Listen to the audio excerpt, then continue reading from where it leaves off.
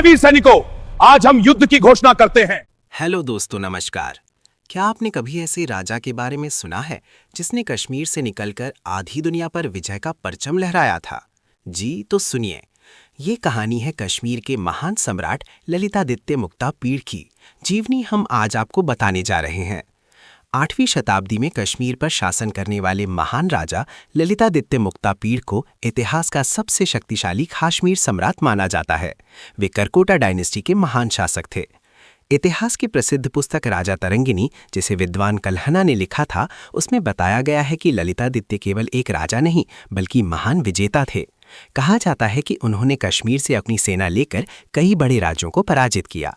उनकी सेना उत्तर भारत से आगे बढ़ते हुए मध्य एशिया तक पहुंच गई। उनकी वीरता इतनी प्रसिद्ध थी कि कई राजा बिना युद्ध किए ही उनकी अधीनता स्वीकार कर लेते थे। लेकिन ललितादित्य केवल योद्धा ही नहीं थे, वे कला और वास्तुकला के भी महान संरक्षक थे। मैंने तुम्हें यह आदेश कश्मीर में दिया एक था। अद्भुत हाँ, और भव्य हुजूर, सूर्य मंदिर फिर भी तुम बनवाया, असफल रहे। जिसे आज माफ कीजिए मार्तंड महाराज। सन टेम्पल जाओ के और नाम इसे से ठीक जाना करो। जाता है।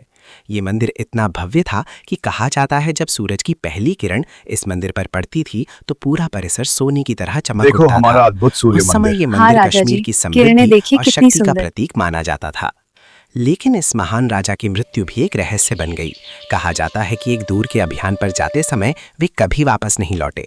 कुछ इतिहासकार मानते हैं कि वे युद्ध में मारे गए, जबकि कुछ कहते हैं कि वे हिमालय के पार किसी अभियान में लापता हो गए।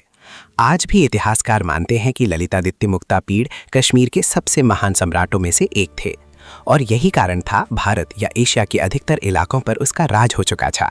उनका नाम आज भी इतिहास में एक महान विजेता और शक्तिशाली राजा के रूप में याद किया जाता है।